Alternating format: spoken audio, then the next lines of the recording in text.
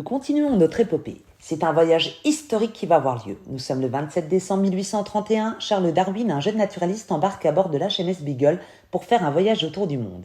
Grâce à des observations réalisées aux îles Galapagos, il publiera en 1859 et 22 ans plus tard sur les conceptions scientifiques relatives à l'origine des espèces animales.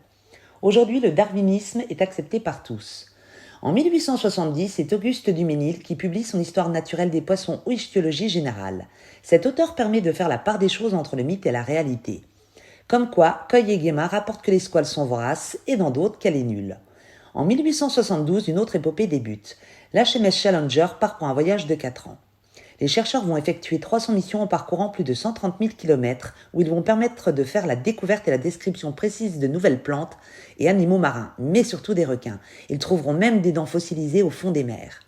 En 1863, Antoine-Alphonse Guicheneau publie dans Faune ichthyologique des notes sur plusieurs espèces de l'île de la Réunion. De 1866 à 1875, c'est Blicker qui fournira de nombreux articles sur les poissons de la Réunion et c'est Nicolas Pic, naturaliste à Maurice, qui décrira le fameux requin sagrin.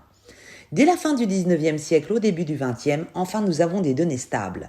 Mais hélas, la presse continue d'entretenir la peur et la psychose que les requins engendrent.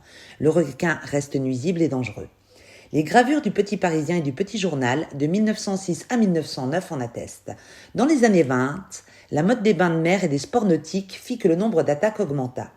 L'Australie, dès 1937, prit l'initiative de protéger ses plages par des filets et l'Afrique du Sud suivit en 1952.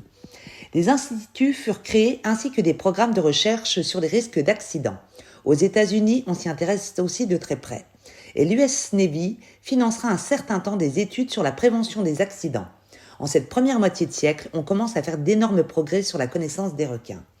À la deuxième moitié, c'est Paul Bunker du Muséum d'Histoire naturelle, La vie des requins en 1947, qui va, grâce à des arguments scientifiques, essayer de mettre fin à toute exagération sur les requins. Il dit même que les requins ne sont pas tellement antipathiques. De 1950 à aujourd'hui, nous connaissons toutes les grandes avancées sur les requins. Pour certains, le requin restera un monstre sanguinaire. Pour d'autres comme moi, le seigneur des mers et des océans qu'il faut protéger. Voilà, c'était le dernier épisode d'Histoire fascinante des requins. J'espère que ces épisodes vous auront appris un peu plus sur eux. À bientôt!